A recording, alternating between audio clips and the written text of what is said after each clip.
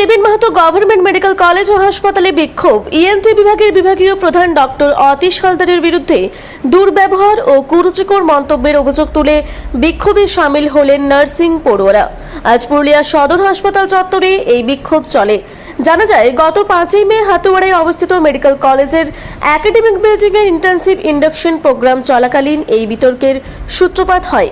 অভিযোগ উঠেছে যে ওই অনুষ্ঠানে ইএনটি বিভাগের প্রধান ডক্টর অতীশ হালদার উপস্থিত নার্সিং ইন্টার্ন ও নার্সদের উদ্দেশ্যে অত্যন্ত অপমানজনক ও আপত্তিকর মন্তব্য করেন। নার্সিং ইন্টার্নদের পক্ষ থেকে ডোনা দাস, মিনতি মাঝি টুডু এবং অর্পিতা হালদার সহ অন্যান্যরা জানান যে প্রকাশ্যে ডাক্তারবাবুর করা মন্তব্য তাদের পেশাগত মর্যাদা ও নারী সত্তাকে আঘাত করেছে। এই ঘটনার পরে নার্সিং ইন্টার্নরা সম্মিলিতভাবে হাসপাতালের এমএসভিপিকে লিখিত অভিযোগ জানান।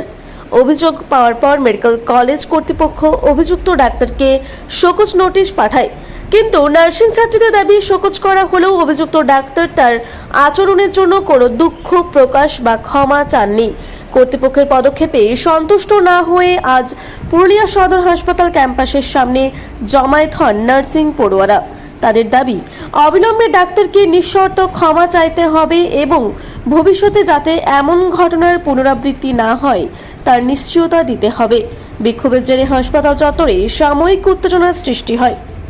কি হয়েছিল বলতে, কালকে আমাদের নতুন যে ইন্টার্ন ব্যাচ কাল থেকে জয়েন করছেন ফাইনাল ইয়ারের, তাদের একটা ইন্ডাকশন প্রোগ্রাম ছিল এবং সেই ইন্ডাকশন প্রোগ্রামে আমাদের একটা প্রপার সার্কুলার করে মেমো নাম্বার করে আমাদের ইনফেকশন কন্ট্রোল নার্স এবং সবাইকে একটা স্পিকার হিসেবে, একটা ফ্যাকাল্টি স্পিকার হিসেবে একটা ক্লাস নেওয়ার জন্য ডাকা হয় এবং আমরা সেখানে যাই এবং আমরা ক্লাস করি এবং প্রথম থেকে প্রত্যেকটা স্যারের ক্লাস খুব ভালো ছিল এবং প্রত্যেকে খুব ভালোভাবে আমাদের ইন্টারপার্সোনাল রিলেশনশিপ বিল্ড থেকে শুরু করে আমাদের টিম ওয়ার্ক থেকে শুরু করে সেগুলো সব খুব ভালো করেছে।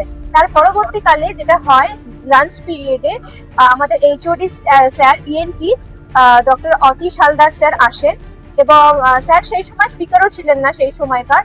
এসে পরে স্যার হঠাৎ করেই ছাত্রদের মধ্যে, মানে ইন্টার্ন ছাত্রদের মধ্যে, তাদের মধ্যে দু একটা স্টেটমেন্ট দেন, যে যেমন এক নাম্বার হচ্ছে যে নার্সরা নাকি হচ্ছে ওনাদেরকে চাকর বানিয়ে রাখেন, তাই তারা যাতে তাদেরকে চাকর না বানিয়ে রাখেন তাই তারা যে ডক্টর সেটা তারা প্রথম দিন থেকে বুঝিয়ে দেন। দ্বিতীয়ত হচ্ছে যে আমরা নাকি কথা শোনাই না, এই কথা শোনাই তাদেরকে এবং এবং এবং আমরা ওই কাগজপত্র নিয়ে সারাদিন বসে থাকি, আমরা নাকি আমাদের কথা বলেন এবং যেগুলো খুবই খারাপ এবং সেগুলো বলার জন্য এবং আমাদেরকে সর্বোপরি যেটা করেন, উনি আমাদের তিনজন, আমরা যারা নার্সিং পার্সোনাল সেই মুহূর্তে প্রেজেন্ট ছিলাম, তাদেরকে কথার নিরিখে একটা আর্জেন্ট ইস্যু নিয়ে আমরা ফিস করায় উনি আমাদেরকে ডিরেক্টলি গেট আউট বলেন এবং বেরিয়ে যাও এবং চিৎকার করে খারাপ এবং এটাও বলেন এবং সবার সামনে সেটা, এবং সেখানে আমাদের ডিন স্যার ছিলেন, আমাদের সোহন স্যার প্রেজেন্ট ছিলেন, আমাদের মাধব স্যার প্রেজেন্ট ছিলেন, সবাই প্রেজেন্ট ছিলেন, তাদের প্রেজেন্সে বলেন এবং তারপরে আমাদেরকে উঠে বেরিয়ে যেতে বলেন এবং বলেন আমার এবং আমার ছাত্রদের কথার মাঝে আমরা অন্য কাউকে চাই না, তৃতীয় ব্যক্তিকে চাই না। সেই মুহূর্তে আমরা সেখান থেকে উঠে যাই। ডিন স্যার আমাদের সাথে আসেন এবং আমরা সেই কমপ্লেনটা কালকে প্রিন্সিপাল স্যার, এমএসসিপি স্যার এবং ডিন স্যারের কাছে আমরা রিটিন কমপ্লেন লঞ্চ করি এবং তারপরে আমরা অপেক্ষা করি স্যারদের সিদ্ধান্তের জন্য। কিন্তু আজকে এতক্ষণ হয়ে যাওয়ার পরেও স্যাররা ওনাকে ডেকে পাঠানোর চেষ্টা করেন।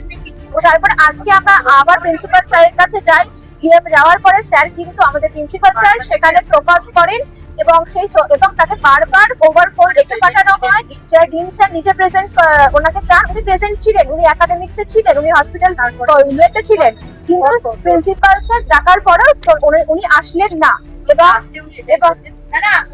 আমরা হচ্ছে উনি হচ্ছেন একজন এইচওডি একটা ডিপার্টমেন্টের, তারপরেও একজন আমাদেরকে ওখানটা যথেষ্ট সার্কুলার বের করে আমাদেরকে ইনভাইট করা হয়েছিল, তার জন্য আমরা ওখানে গেছিলাম অ্যাজ আ ফ্যাকাল্টি আমাদের পাঠটা বোঝানোর জন্য এমবিবিএস স্টুডেন্টদেরকে। তারপরে উনি কি এইভাবে গেট আউট বলতে পারেন? এইভাবে গেট আউট বলতে উনি পারেন না, পুরো ওনার ল্যাঙ্গুয়েজটা গেট আউট এইভাবেই ছিল, এইভাবে উনি বলতে পারেন না, ওইভাবে ফার্স্ট অফ অল উনি বলেছেন। যাই হোক, আমরা আজকে সকাল থেকে আমরা হাতুয়াড়াতে ছিলাম, ওনাকে আসতে বলেছি শুধুমাত্র একটা সরি শোনার জন্য। উনি ওখানে প্রেজেন্ট ছিলেন, উনি আজকে ওখানে প্রেজেন্ট ছিলেন, তারপরেও আমরা সকলে, আমাদের মধ্যে প্রচুর জন আছে যাদের কোনো ডিউটি ছিল না, আমরা ডিউটি নেই তারপরেও এসেছি, সকাল থেকে ডিউটি করে তারা এসছে, ঘর ছেড়ে এসছে। আমরা শুধু একটাই চেয়েছি যে উনি এসে আমাদের কাছে সরি বলুন, কিন্তু উনি সেটা পর্যন্ত বলতে রাজি নন। আমরা 4.5 ঘন্টা ওখানে ওয়েট করেছি, উনি হসপিটালে প্রেজেন্ট ছিলেন, তারপরেও উনি আসেননি। স্যাররা ওনাকে অনেকবার ডেকেছেন, উনি আসেননি। আমরা শুধু ওনার সরি চাইতে চাই, সেই জন্যই আমাদের এই বিক্ষোভ। উনি যে অকথ্য ভাষায় আমাদেরকে বলেছেন আমরা নার্সিং পার্সোনাল, আমরা বসে থাকি, আমরা প্রফেশনটাকে নিয়ে যা নয় তাই বলেছেন। আমরা শুধু চাইছি ওনার প্রেজেন্ট, উনি এসে সবার সামনে আমাদের সামনে সরি বলবেন।